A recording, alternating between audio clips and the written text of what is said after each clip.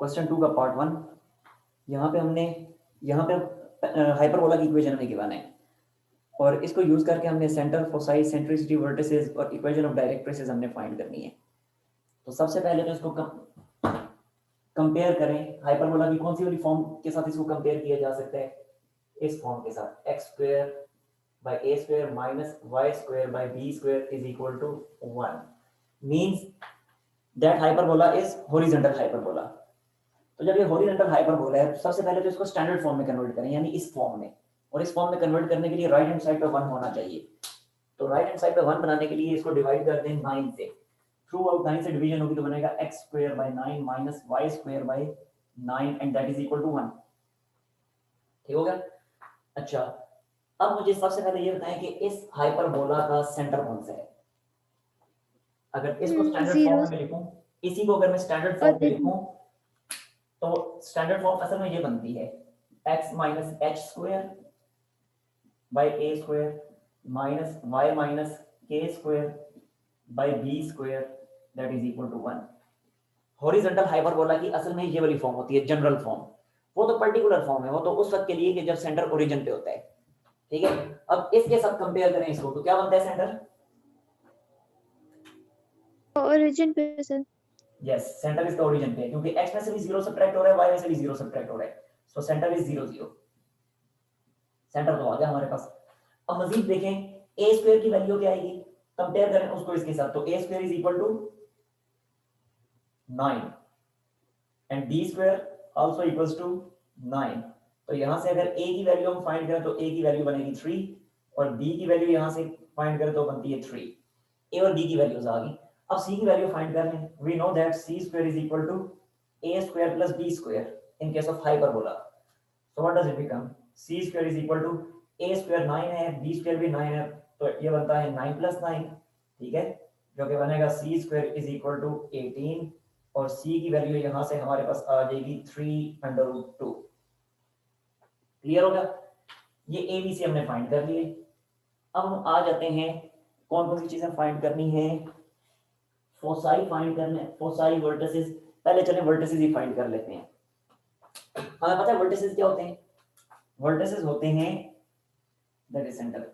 Vertices होता है अगर सेंटर, सबसे पहले देखें हॉरिजॉन्टल हाइपरबोला है तो हॉरिजॉन्टल हाइपरबोला के केस में जो सेंटर का y कोऑर्डिनेट होता है वही वर्टिसेस का भी y कोऑर्डिनेट होता है। ये देख लें तो फिर ये देखें, ये आपके सामने हॉरिजॉन्टल हाइपरबोला है। तो हॉरिजॉन्टल हाइपरबोला में वर्टिसेस का y कोऑर्डिनेट था 0, इसका भी 0, इस वाले वर्टेक्स का भी y कोऑर्डिनेट 0 और सेंटर जो था वो था ओरिजिन पे 0 0, उसका भी y कोऑर्डिनेट 0। तो हॉरिजॉन्टल हाइपरबोला के केस में जो सेंटर का y कोऑर्डिनेट होता है वही दोनों वर्टिसेस का भी y कोऑर्डिनेट होता है। ठीक है, तो यहाँ पे फिर वर्टिसेस का y कोऑर्डिनेट क्या बनेगा? ये मैंने लिख दिया वर्टिसेस।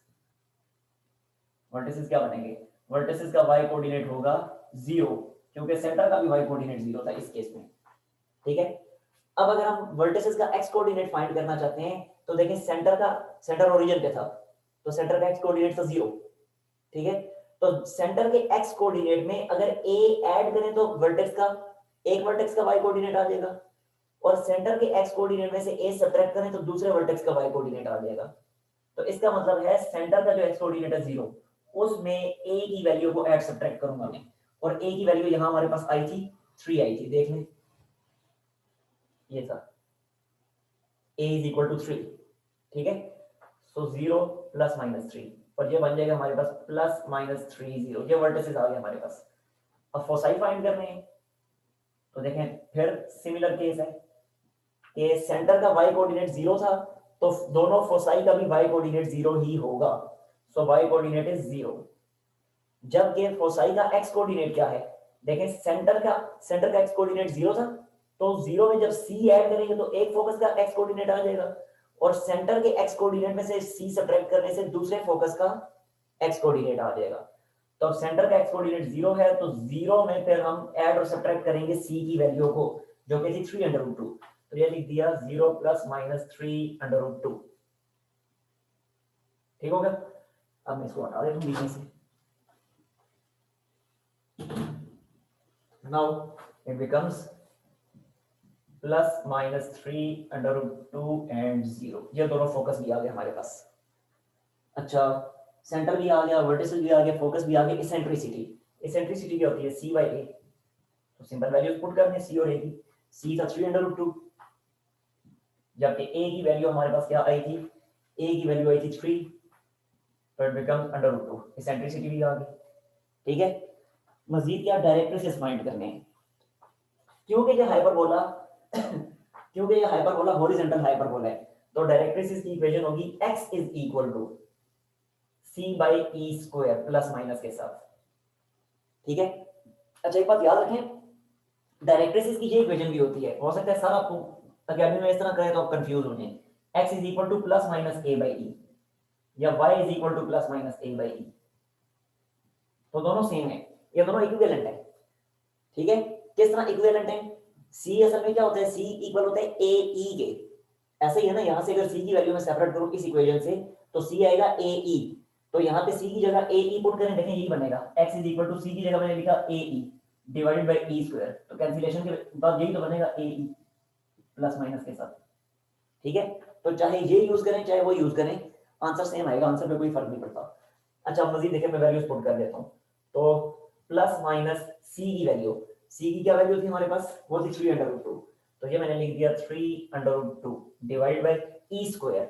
e √2 था तो e स्क्वायर क्या बनेगा? 2 बनेगा, और ये अगले स्टेप में बन जाएगा 3/√2 विद प्लस माइनस। नहीं, सारे जो कुछ हमें फाइंड करने को कहा था सब कुछ हमने फाइंड कर दिया। अब इसका स्क्रीनशॉट लेने और अगर कोई इश्यू है तो पूछ लें।